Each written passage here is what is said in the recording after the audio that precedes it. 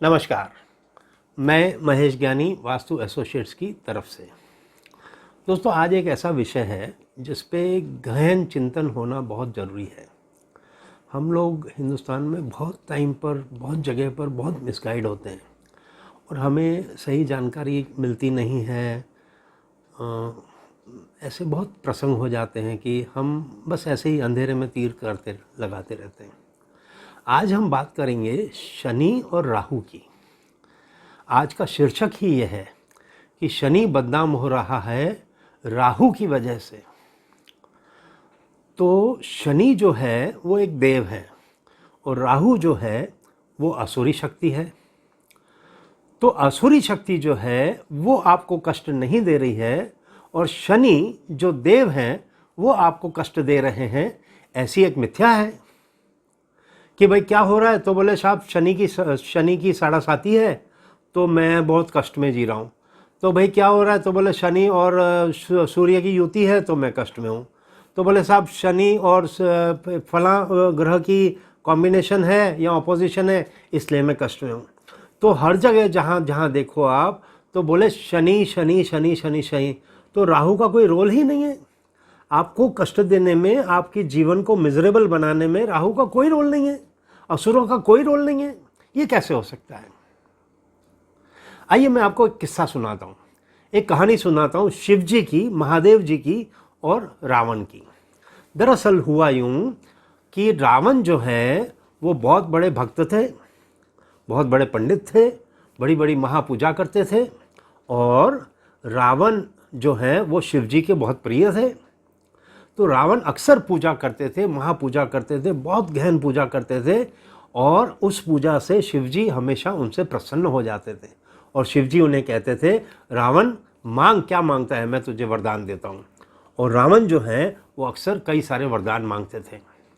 तो हर महापूजा, हर बार जब वरदान मिलने का चांस आया तो रावण ने कुछ न कुछ मांगा। एक बार रावण ने क्या किया, रावण ने कहा, प्रभु आप वाकई में मुझे वरदान देना चाहते हैं। बोले बिल्कुल, बोला तो सही, मैं वरदान दूंगा, मांग क्या मांगता है। तो रावण ने कहा, प्रभु मैं अपनी कुंडली बदलना चाहता हूँ, मैं अपनी जन्म पत्री बदलना चाहता हूँ, हॉरोस्कोप बदलना चाहता हूँ। शिवजी थोड़े से सहम गए, ये क्या मांग लिया। तो थोड़ी देर के बाद, तनिक क्षण के बाद शिवजी ने कहा, रावण मैं तुम्हें अनुमति देता हूँ, लेकिन राहु जिस जगह पर पड़ा है वो वहीं रहेगा, तुम्हें राहु बदलने की अनुमति नहीं दी जाती है। दोस्तों, अगर जन्म पत्री में शनि कष्ट देता होता तो रावण क्या कहते, शिवजी क्या कहते, शिवजी कहते, रावण मैं तुम्हें शनि बदलने की अनुमति नहीं देता हूँ, बाकी सारे ग्रह आप बदल सकते हो। तो महादेव जी ने रावण को राहु बदलने की अनुमति नहीं दी। राहु बदलने की अनुमति क्यों नहीं दी, क्योंकि हर किसी की जन्मपत्री कौन बनाता है, हर किसी की जन्मपत्री बनाते हैं विधाता। और विधाता ने राहु जन्मपत्री में निर्माण किया है, रचित किया है कि ये राहु यहाँ इस स्थान पे रहेगा। तो विधाता की रचना को तो शिवजी भी बदल नहीं सकते हैं, कोई नहीं बदल सकता है। इसीलिए कुंडली में पड़ा राहु बदला नहीं जा सकता है। अब प्रॉब्लम यह है कि राहु जो है वो कई सारे कर्मों की साइकिल का हिसाब किताब है, उसे कोई नहीं बदल सकता। जब महादेव जी ने नहीं बदला तो ज्योतिष तो बदल ही नहीं सकते, इंसान तो बदल ही नहीं सकते, हम नहीं बदल सकते उसको। तो अगर कोई ज्योतिष या अगर कोई व्यक्ति राहु की चाल को बदलना चाहता है, मतलब राहु की चाल दो प्रकार की होती है, एक होता है राहु जो कुंडली में पड़ा है और एक होता है राहु जो वास्तु में पड़ा है। तो कुंडली में पड़ा राहु अगर कोई बदलना चाहेगा तो वह राहु का दोष बदलने वाले को लागू पड़ जाएगा। मतलब फर्ज कर लो कि मैं एक ज्योतिष हूँ और मैं आपकी कुंडली में राहु के बदलने का प्रयास करता हूँ, मैं आपको राहु के जाप देता हूँ, मैं आपको राहु की अंगूठी पहनाता हूँ या राहु की कोई विधि विधान समझाता हूँ कि आप ये कीजिए, इससे आपका राहु जो है वो थम जाएगा, पनिशमेंट नहीं देगा। तो क्या होगा कि वो राहु, आपका राहु मुझको लागू पड़ जाएगा और वो कष्ट फिर मुझ पर आ जाएगा। तो आपको कोई भी व्यक्ति ये बताता ही नहीं है कि राहु का दोष है। आपको क्या बताया जाता है? शनि को बताया जाता है। तभी तो मैं कहता हूं कि शनि बदनाम हुआ राहु के चक्कर में। आप समझे?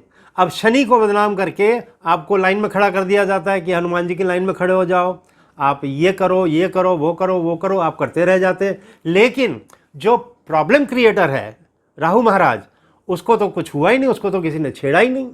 ये कुछ ऐसा है कि मुझे धमकी लग गई है किसी लोकल गुंडे की और वो मुझे बड़ा परेशान कर रहा है। वो कह रहा है मैं ऐसा कर दूंगा, मैं वैसा कर दूंगा, मैं तुझे मार दूंगा। और मैं परेशान होकर के चला जाता हूँ पुलिस के पास और मैं पुलिस से कहता हूँ कि भैया देखो, वो जो लोकल गुंडा है वो मुझे परेशान कर रहा है, मुझे धमकियाँ लगा रहा है, आप कुछ कीजिए उसका। तो पुलिस क्या कहती है कि आप चिंता मत करो, हम करते हैं कुछ। फिलहाल आप एक काम करो, आपको हम 4 ब्लैक कैट कमांडो दे देते, आप सुरक्षित रहें। पर पुलिस एक्चुअली उस गुंडे का कुछ भी नहीं करती है, वो सिर्फ मुझे ब्लैक कैट कमांडो दे देती है।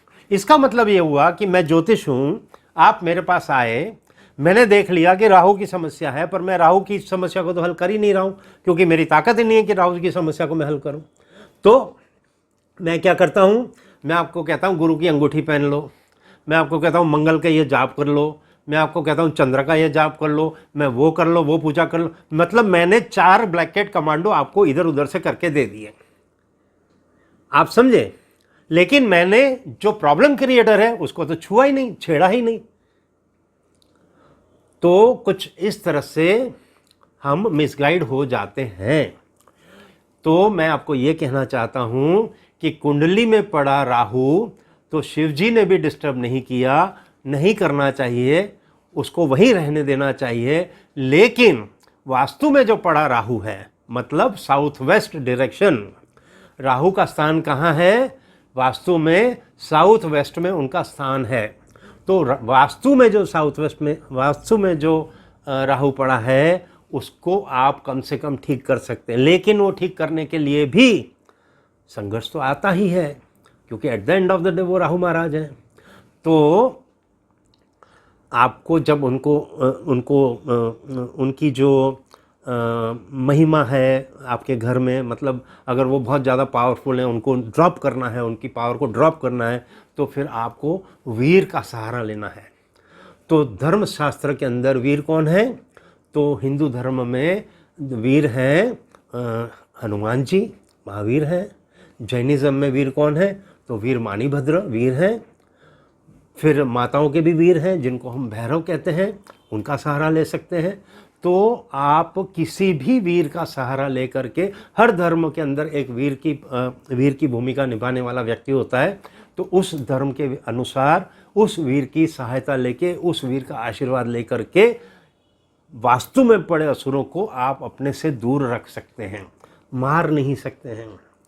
असुरी शक्तियाँ मरती नहीं हैं। इस सृष्टि का जब जन्म हुआ था, तब जिसने भी ये सृष्टि बनाई, उसने सृष्टि कुछ इस तरह से बनाई कि एक था देवलोक, एक था असुरलोक।